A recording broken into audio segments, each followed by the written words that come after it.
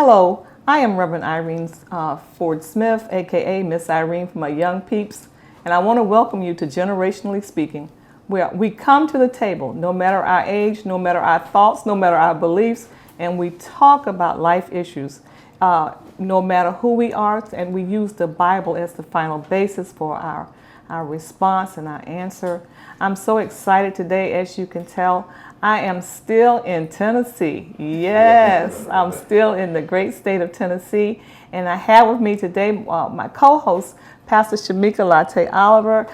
She's the founder of Women Who Lead Connect. And as you know, she birthed a child and birthed a ministry, and she's just doing the thing. Pastor Shamika is also working on her new book. Talk to us a little bit about that. Yes, absolutely. Well, first of all, I'm super excited to be here, and I'm super excited to be amongst our guests on today. The book that I'm doing is an anthology with other women who are writing their stories called Uncommon Woman. God uses uncommon women to do extraordinary things. So it is about the stories where God took that hurt and that pain and that bitterness and still used it for His glory. Yeah. He'll take the foolish things of the world and confound the wise. Mm-hmm. So they will be published authors. Okay. In the coming 30 days. Okay. So I'm so excited about that. All right, and so congratulations. This is, I believe, her third book that you've been a part of, and so we're excited for what the Lord is doing in your life. I know you're looking around for that cowboy fan, Minister James Durham. Trust me, he's close by, but you'll hear from him. But we had to let that cowboy rest a while. Okay, Washington football fans, Tennessee Titans. All right. Well, we are in the home of Onnie and Marginell Kirk, and I am so excited. We have been with them all day long, and the Lord has just been blessing, and He continues to bless. We've spoken with the sons, and now we have the privilege of sitting here with two of their daughters, and I am just excited to have the conversation with them, and I want them first to just introduce themselves to you, our audience. Well, I'm Michaela Kirk. I'm 28, and I am the sixth child of Onnie and Marginell Kirk. I'm Miriam Kirk. I'm the seventh child of my parents, and we're not twins. We're not. People always think we're twins. We're not. She actually has like 3 years on me. Okay. And so we are excited to have you all at the table. And then we also have your other sister represented here at the table through her book. So would you share with us that? I'll let you take the lead on that. Okay. I read the original manuscript. I haven't actually read the book.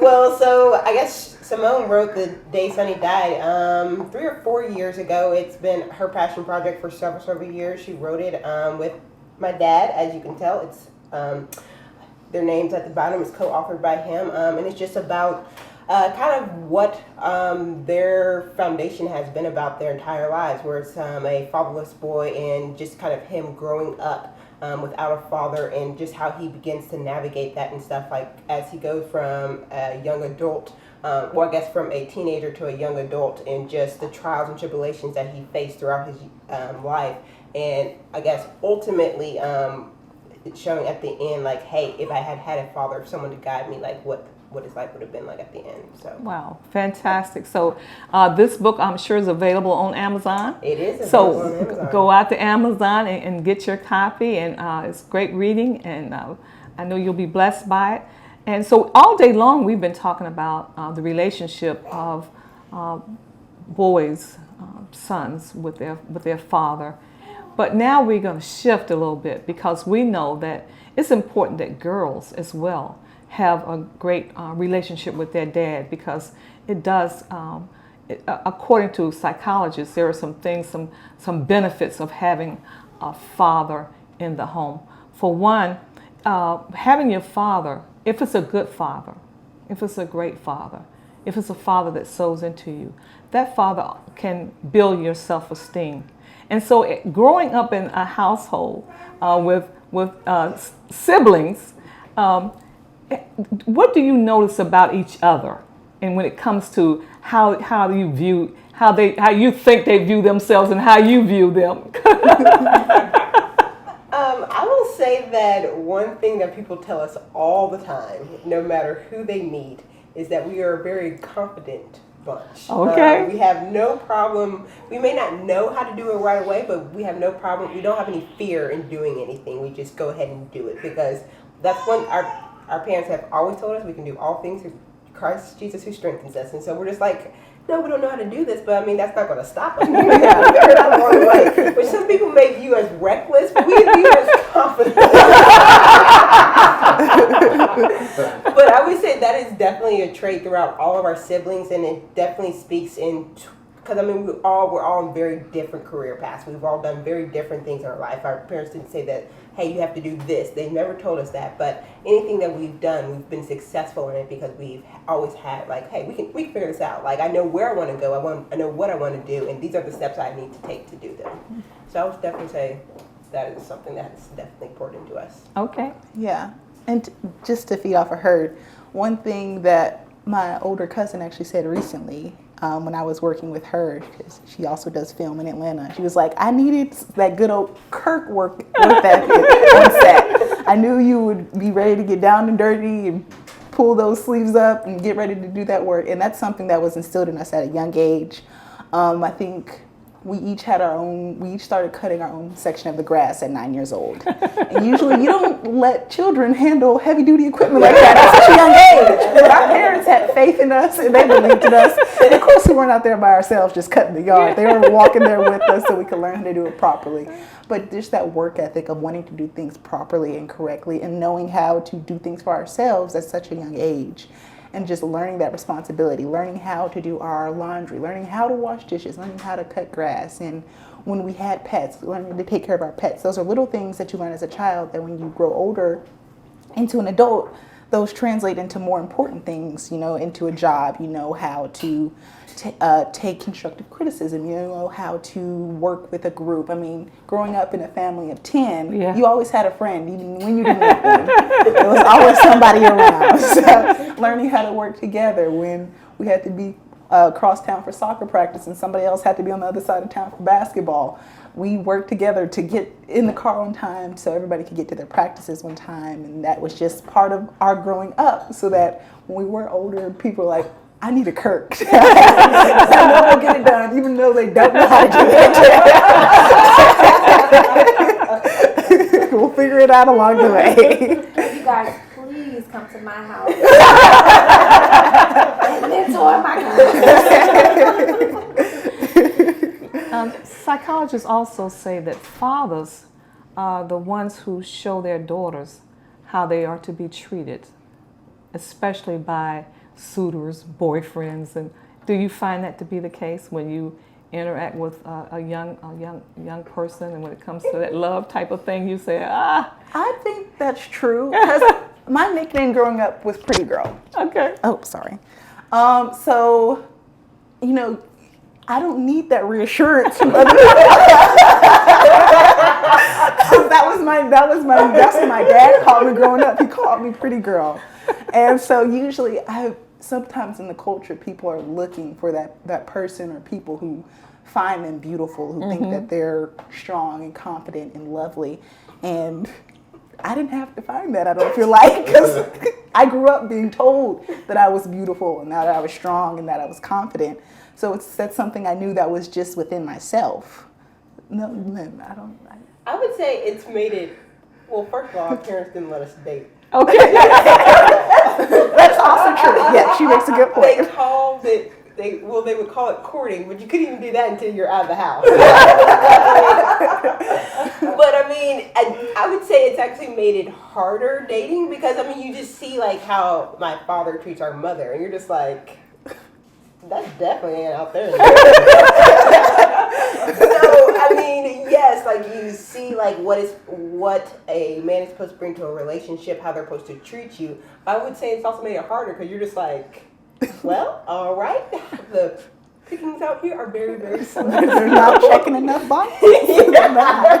But I mean, But on the flip side, I mean, it's makes you so much more appreciative because you're just like, I can have that. Like, if that is what I would like my relationship to emulate, what they have, what my father has shown my mother.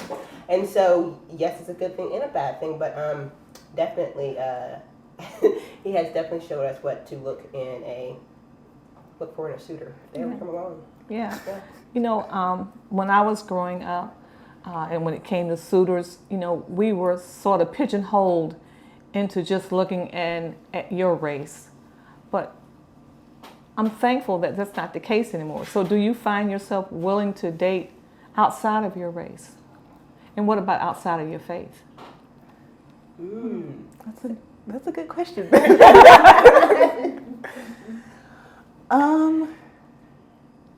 I would say yes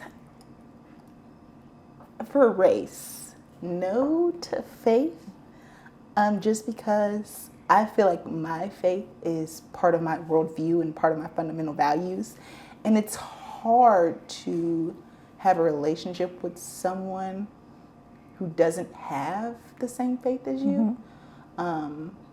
Sure, I mean, they can be a great person, but, and especially when it comes to if you do end up in a marriage, like, well, what do you want your children to believe? And I feel like that becomes harder down the line.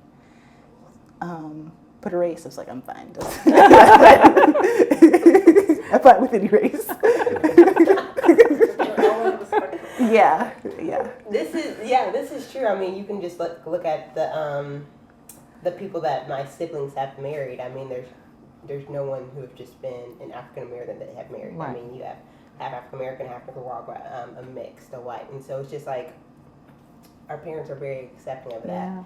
And I would agree with definitely the faith. Like, they have to have the same faith because, I mean, it just makes, if you think the same way, if your beliefs are the same, I feel like it makes that relationship that much easier. Because, I mean, a relationship, from what people tell me, it's already hard work. So it's just like, why do you want to add one more thing to it? Especially on something so big as your faith. Like, what are your morals? What are your beliefs? Like, I mean, it's kind of how your worldview is shaped, essentially, on your faith. So to not have that in common with someone, that would be, I would definitely say a struggle. And I would ultimately say, like, very much could be the downfall of that relationship. Like, it may not be something for the long term.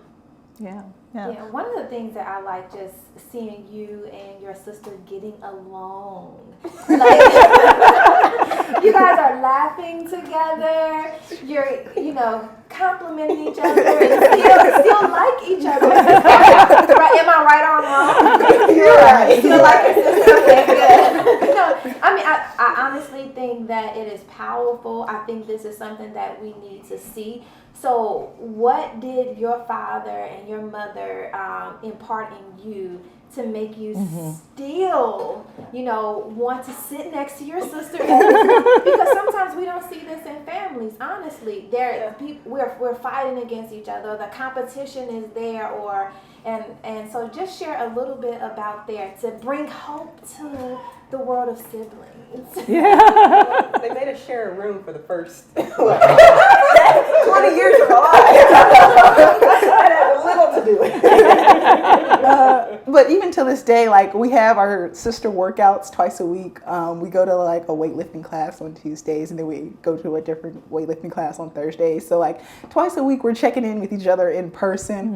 And even though we're not like, sharing like highlights or low points of the week, it's just that, I mean, just seeing each other and then keeping up with each other, and like sometimes that not doing that with your siblings, can create a rift because you just don't know what's going on. So we definitely keep in touch with each other, and then even on Sundays we have book clubs with my mom. So we're really intentional about interacting and keeping our relationship the way it is, because like I like her and I like my sister. I would definitely say, some things that Simone did for me and then I tried to do for me is like Simone definitely, especially with a 12-year age gap between us, she was definitely a mentor for me and made sure that like, even I was going through college, like making sure like, hey, did you apply for this scholarship? Have you applied for these internships? Like even working, like, hey, how's work going? Did you get the promotion? Did you ask for the raise? Stuff like that. And so like I've done the same for Miriam as we've like, yes, we are sisters, but we also understand that we're also each other's mentors and mentees. And so I think that is one of the things that have kept us really close, because it's not just that we're family. It's just like, hey, society is already against us as a whole. So having those people who are in your corner, in your family really, really helps. So Dad and Mom, how did you shape this into your kids? As they stated, they had to share from the very beginning. They shared a room, they shared a bathroom, they shared books, Clothes. They shared clothes. They sit at this table for dinner every night, Yeah. So it was just the culture of the house, We expected it, and it was granted when we received it. So that was the big thing. So you all have watched your parents on this journey, creating this nonprofit and mentoring just boys on top of boys on top of boys, seeing them come in and out of the house. And as daughters, when he first started, what did you think? Has Dad lost his mind? What is going on in here? It's enough of us already. We don't need any more. I mean, I guess started 28 years ago, so it's just like always been like it's never like it's just what we've grown up in, so we've never known anything different. But I will say that it's something that I struggle with now, just because I've seen my parents do, is I have a problem volunteering because of just seeing them always give and give and give, and now like I want to do the same. Like I just want to give and give and give. And I say I have a problem. Most people would think that would be a good thing. Constantly going to give. But like I just love giving back my time, because I mean it's just what I've seen displayed before me for all of my life. Yeah. At some point it was difficult for me because my dad was being shared with so many other people, and you're a little kid, you want your dad around all the time. And so like in that aspect, I was kind of selfish, I guess, because I was like, that's my dad. Like, why do I have to share with these boys who he didn't even help create? He created me. And so in that aspect, it was definitely difficult for me when I was younger, because, you're a little kid and you're just like, oh, my dad's out. He's supposed to be here playing with me. But then, once I got older and I was able to be more involved in the foundation and seeing how the boys were so blessed by having my dad as a father figure in their lives, I was like, okay, I see the work he's doing and I understand it a little better now. And I'm okay sharing. So your brother said, one of your brothers told us today that what he got from your dad was, like you said, sharing and giving of himself. He said he rides around his car, he has a can of chili and some water. So if he meets somebody who's hungry, he just has this bag that he can give them. I didn't know that. So do you find yourself, like you said, always like looking out for the underdog, the underserved? Do you find yourself in that position with that thought? Yes. Yeah. I always feel like I can be, since I've always been taught to, share and care and help, I find that that's just in my nature now, that I enjoy helping. Even when I was in college, and it was like just starting a study group for other kids who were in my class, struggling with biology. I was like, okay, let's start a study group because I'm struggling too. We can help each other. Hopefully the collective can make something great happen.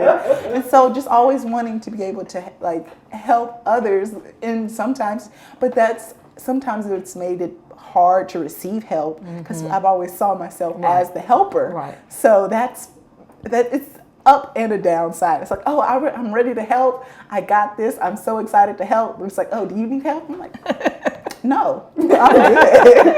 And so it's definitely like the upside is like you're always there and ready and willing to help. It's like do you need help? It's like, oh, I don't think so. So it's been, there's that positive and the negative side to it, because when you're ready to help all the time, sometimes you're not as willing to receive that help. Yeah.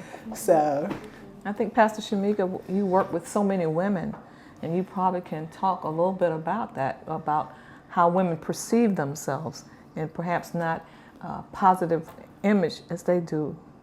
Yeah, absolutely.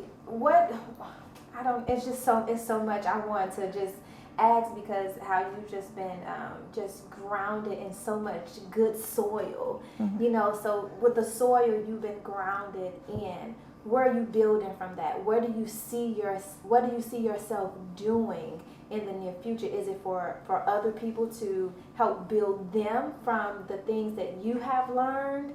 Tell me a little bit about that. Where do you see your future? you want to answer first? Okay.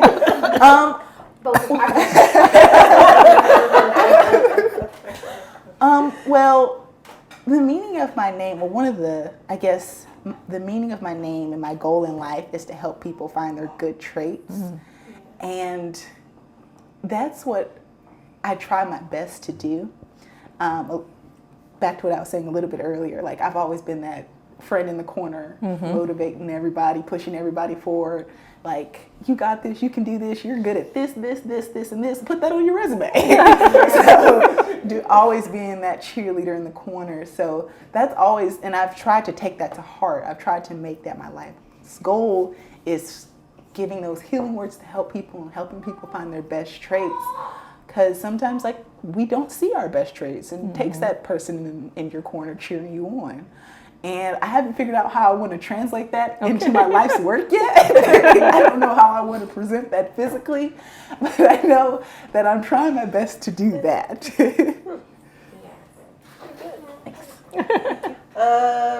I would say for me personally, I guess I work in construction, which is a very non-diverse field, not just race-wise, but like gender-wise. And so for me, one of my personal goals is just to make it more diverse and more acceptable for people to work in this field, and for them to understand that they can make a career out of it. And so that translates across a lot of the organizations that I volunteer in. And so that would be like my personal goal. Outside of that, like as far as like my friends and stuff like that, I have a very large friend group, and I try to be very intentional with all my friends, because I do love all of them dearly. And so it's just, I would say for them, just to make sure that, as Mary was saying, they're always putting their best foot forward. And if I can be a sounding board for them, any challenges that they're coming up against, that we can discuss and kind of work through, and so that they understand, like, hey, you can't overcome this. And so I think that would be where I see myself in my personal relationships. Well, they say behind every great man, there's an awesome woman. So thinking of that, what do you say about your mom? Who is your mom to you? Amazing. Yeah, woman. I would say, as I've gotten older and truly seen what it's like, I don't have any kids, but like just to see, like, you raised 8 of us. And just to truly understand as we've gotten older, and just like as you've been able to interact with more of my friends who are starting to have kids and young couples, and like they have 1 kid, and I'm just like, and you're struggling with 1, and my mom did it with 8, and you're just like really to be able to see that, like, hey, she shaped us very well, and we're not out here just running wild. Like, we turned out pretty good. Decent people. I can lay my head down and not be okay. But it's just like, I would say, like, my respect as I've gotten older has grown for my mom in folds. Just the way that she shaped us. Yeah, I don't know if I can add much to that. It's like she said, she raised 8 of us, and I think we turned out pretty good. And like she was saying, like, just the sacrifice of, when my mom, I think when you had just 3, you were still working real estate, weren't you? And then my brother Isaiah came along, and she gave up her career for us to take time to raise us. I mean, there was 8 of us, so she homeschooled us, most of us, all the way up until high school, just because she couldn't afford to put 8 children to school all at the same time. So it's just like, just giving of her time and of herself always for us, just for us to be better. And then, like I was saying earlier, like making sure we had those extracurriculars, because when you're homeschooled, you're not at school socializing with other children, meeting other kids, and having that crucial social building, skills. So she was making sure we were involved in music school. We all played instruments. None of us are any good at it, but we all played instruments. And then making sure we went to soccer and basketball and got to interact, with kids outside of our siblings, so we could be well-rounded and sociable adults also. So just like making sure we had every advantage that kids who were in school and doing all those extracurricular things had. And so, I just hope I can be a fraction of the mother she was one day. If you can see your mother's chest just oozing with joy, I think this is a compliment that women and that moms want to see. Like, am I doing this job well enough? Will my children become everything that I'm pouring into them?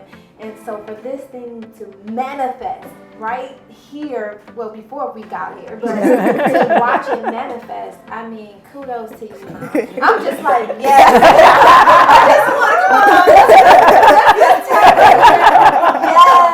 Yes. And I believe that the world needs to see that this is possible. Yeah. So all of you are setting a major standard, for moms. And I truly believe that you guys will do the same thing.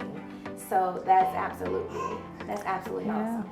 Yeah. So just thinking about your academics, how big was that? When I know you were homeschooled, but then you went to high school. Yeah. And when you go to high school, the first, you've gone to been homeschooled for a number of years, and then you go to high school and all these people, all these different attitudes and personalities are around you. You're like, where am I? So how did you maintain your academic standards that your mom and dad had set for you? Or was it not even a thought? Well, for me, I don't think for any of us it was a thought, because we all love to read. And my mom she's reading like 6 books right now. I don't know how she keeps up with it. I read 1 book at a time. She reads like 6 at a time. But she just instilled that thirst and hunger to learn and keep knowing more. And as kids, we would, during the summer, they had the summer reading program at the public libraries. And if you read a certain number of books, you got your free personal pan pizza. And at that time, as a little kid, I was great motivated. It's like, I want to read my 60 books so I can get my free pizza. And then that just translated into adulthood, where it's like, okay, I'm not getting free pizza anymore, but I like to read now. So it's like, we just enjoy learning. And we just enjoy learning and doing well in school. I've always having A's, B's, occasionally a couple C's on my report card. I was like, I'm doing great. And it felt good, and especially as a little kid, you bring home that report card, it's put on the refrigerator up there. And you feel really proud about that accomplishment. So just that wanting to learn and